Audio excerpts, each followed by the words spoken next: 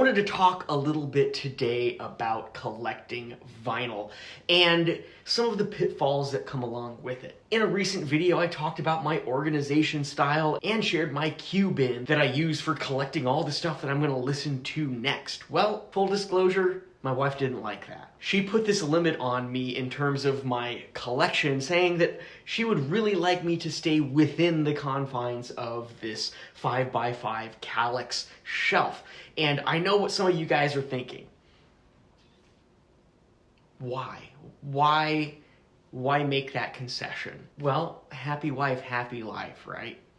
Anyways, I have also been noticing in myself just this lack of desire to go out and purchase more, at least right for now. I've picked up a few albums this year, but in the first 3 months, I've probably added to my collection only the amount that I maybe added 1 month last year. And we're now closing in on a quarter of the way through 2024. I've only picked up one new release from the year, that being The Smile and their album Wall of Eyes.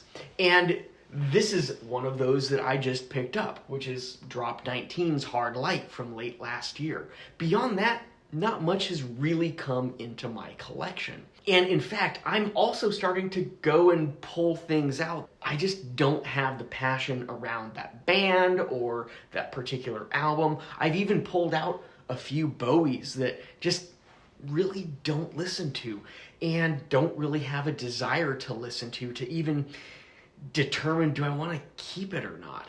A live album, this kind of orchestral one, EP from, I think, Germany, but they just don't spark that passion in me. They don't spark joy, to steal a phrase from Marie Kondo.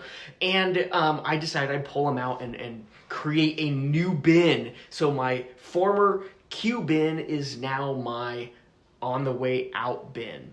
Because of that, I'm starting to kind of pare my collection down so it will actually fit within my 5x5 Kallax shelf. I'm getting pretty close to it too. I've pulled out a lot of things that just aren't that great. They're just not that good of albums. Some of them are mainstream artists. Some of them are little indie artists that just don't make the cut. I'm curious what your take is on this kind of situation. Not necessarily the wife requesting that I limit the amount that I actually have, but more so the kind of burning out, in a sense, of the acquiring of vinyl. I'm very much kind of getting back to the point where it is one of those I'd like to have like one in, one out type scenario and really start honing in on just the albums I really, really like. And because of that, I really am not desiring to go to record store day. I'm not desiring to go to the record store at all because you kind of get hit up with impulse buys. I'm almost leaning more towards just buying a few things here and there online when I feel the urge to get something. Even then, I kind of want to have it sitting in my cart for a while or in the want list before I actually make that decision. I don't know. I want to know what your thoughts are. Let's have this conversation going. How do you maintain your collection? Do you put limits on yourself? Does your family household put limits on you? And how does that go? How do you treat that situation? And how do you hold yourself accountable to maintaining your space limitations? Once again, I'd love to know.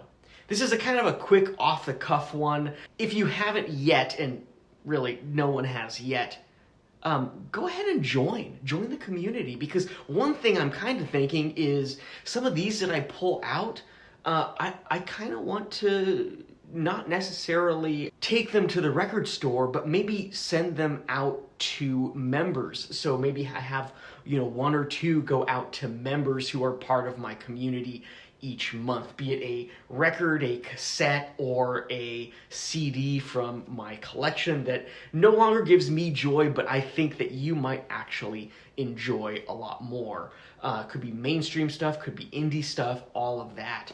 Go ahead and subscribe at the very least. And if you are interested in taking me up on something like that, go ahead and join the community. Next, check out my organization video that I kind of share 10 ways to organize your vinyl record collection. Had some great comments in that one as well, and some good dialogue going in terms of how some other people organize their collections as well. As one YouTuber put it many moons ago, this dude is a damn nerd.